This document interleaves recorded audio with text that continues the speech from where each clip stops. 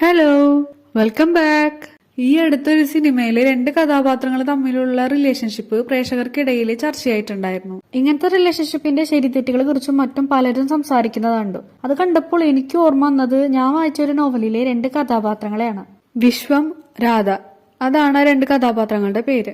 ഉറൂബ് രചിച്ച സുന്ദരികളും സുന്ദരന്മാരും എന്ന നോവലിലെ രണ്ട് പ്രധാന കഥാപാത്രങ്ങളാണ് വിശ്വവും രാധയും. 1960 കേന്ദ്ര സാഹിത്യ അക്കാദമി അവാർഡ് ലഭിച്ച ഈ നോവലിൽ മലബാർ കലാപത്തിന് ശേഷമുള്ള 3 തലമുറകളിലെ കഥാപാത്രങ്ങളെ കുറിച്ചാണ് പറയുന്നത്.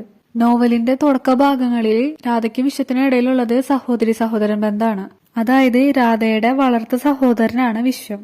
ഒരിക്കൽ രാധയുടെ അച്ഛൻ രാമമാസ്റ്റർ തന്റെ പഴയ പ്രണയിനി കുഞ്ചുകുട്ടിയെ വഴിയിൽ കണ്ടുമുട്ടുന്നു. അവശയായി പ്രസവവേദനയാൽ ബുദ്ധിമുട്ടുന്ന അവരെ രാമമാസ്റ്റർ സ്വന്തം വീട്ടിലേക്ക് കൊണ്ടുവരുന്നു.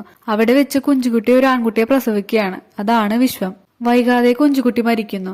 അതോടെ കൈക്കുഞ്ഞായിരിക്കുന്ന വിശ്വത്തിനെ രാമമാസ്റ്ററും കുടുംബവും ഏറ്റെടുക്കുന്നു. രാമമാസ്റ്ററും ഭാര്യയും വിശ്വത്തിനെ സ്വന്തം മകനായി കണ്ട് തങ്ങളുടെ മറ്റു 3 മക്കളോടൊപ്പം വളർത്തുന്നു. രാമമാസ്റ്ററുടെ ഇളയ മകളാണ് രാധ. രാധ വളരെ ഉത്സാഹവതിയായ കുട്ടിയായിരുന്നെങ്കിൽ വിശ്വം എപ്പോഴും എന്തെങ്കിലുമൊക്കെ ചിന്തിച്ചുകൊണ്ട് മിണ്ടാതെ ഒരിടത്തിരിക്കുന്ന കുട്ടിയായിരുന്നു. നോവലിൽ ഒരു ഘട്ടം എത്തുമ്പോൾ വിശ്വം വീട് വിട്ടുപോകുന്നു. ആ സമയത്ത് അവന്റെ കുടുംബം ഒരുപാട് പ്രതിസന്ധികൾ നേരിട്ടുകൊണ്ടിരിക്കുകയായിരുന്നു. വീട് വിട്ടുപോകുന്ന വിശ്വത്തിന് മറ്റൊരു കുടുംബം ആശ്രയമാകുന്നു. അവിടെ വെച്ച് അവനൊരു പ്രണയം ഉണ്ടാകുന്നുണ്ട്. ഇതേ സമയം രാധയുടെ ജീവിതത്തിലും പല മാറ്റങ്ങളും സംഭവിക്കുന്നുണ്ട്. അവൾക്ക് വേണ്ടപ്പെട്ടവർ മരണമടയുന്നു. ദാരിദ്ര്യം അവളുടെ ജീവിതത്തിന് നിറം കെടുത്തുന്നു. എന്നാൽ ഇതിനിടയിലും ജീവിതത്തിലെ സന്തോഷത്തിന്റെ ചെറിയൊരു നാളം പോലെ ഒരു പ്രണയം അവളിൽ ഉടലെടുക്കുകയാണ്. അങ്ങനെ നാളുകൾ കടന്നു പോകുന്നു. രാധ താൻ പ്രണയിക്കുന്ന ആള് ജോലി ചെയ്യുന്ന സ്ഥലത്തേക്ക് ആളെ അന്വേഷിച്ചു പോവാണ്. ആ നഗരത്തിൽ വെച്ച് രാധ വിശ്വത്തെ കണ്ടുമുട്ടുന്നു.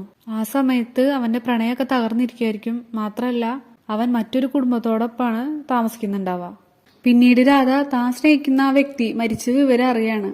സങ്കടം നിറഞ്ഞ തന്റെ ജീവിതത്തിൽ ആകെ ഉണ്ടായിരുന്ന ഒരു പ്രതീക്ഷ ഇല്ലാതായി പോകുന്ന കണ്ടവൾ തകർന്നു പോകുന്നു. നാളുകൾ കടന്നു പോകുന്നു. അങ്ങനെ ഒരു സന്ദർഭത്തിൽ വിശ്വം രാധയോട് തന്റെ കൂടെ ഒരുമിച്ച് ജീവിക്കാൻ താല്പര്യമുണ്ടോ എന്ന് ചോദിക്കുന്നു. രാധ തെറ്റിദ്ധരിക്കരുത്. തെറ്റും ശരിയും വേർതിരിക്കാത്ത വിചാരങ്ങൾ രാധയുടെ മുമ്പിൽ പറയാൻ പോവുകയാണെന്ന് പറഞ്ഞിട്ടാണ് വിശ്വം തുടങ്ങുന്നത്.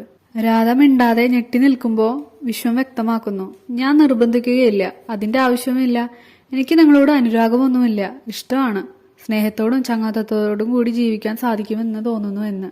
ആ സമയത്ത് വ്യക്തമായ ഒരു തീരുമാനം രാധ പറയുന്നില്ലെങ്കിലും നോവലിന്റെ അവസാന ഭാഗത്ത് രാധ വിശ്വത്തോട് സമ്മതം അറിയിക്കുകയാണ് ചെയ്യുന്നത്.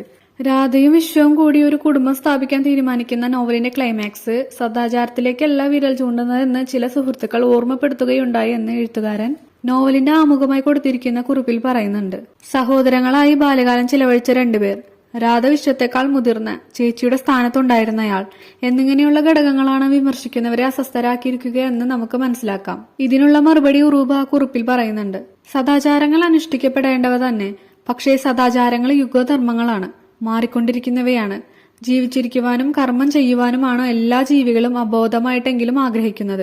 ഈ ഇച്ഛ സബോധമായി തീരട്ടെ എന്നേ പ്രാർത്ഥിക്കാൻ കഴിയൂ എന്ന്. സദാചാരം എന്നത് മാറിക്കൊണ്ടിരിക്കുന്നതാണെന്നും അതിന്റെ നിർവചനം ആ കാലഘട്ടം ആവശ്യപ്പെടുന്നതാണ് എന്നുമാണ് എഴുത്തുകാരൻ പറഞ്ഞു വെക്കുന്നത്. ഞാൻ നേരത്തെ പറഞ്ഞ പോലെ സിനിമയിലെ ആ കഥാപാത്രങ്ങൾക്കിടയിലെ ബന്ധത്തിലെ സദാചാരത്തിനെ പറ്റിയൊക്കെ ചർച്ച നടക്കുന്നത് കണ്ടപ്പോ നോവലിലെ കഥാപാത്രങ്ങളും അവർ നേരിട്ട വിമർശനങ്ങളും അതിന് എഴുത്തുകാരന്റെ മറുപടി ഓർമ്മ വന്നു എന്ന് മാത്രം. അത് നിങ്ങളുമായി പങ്കുവയ്ക്കണം തോന്നി.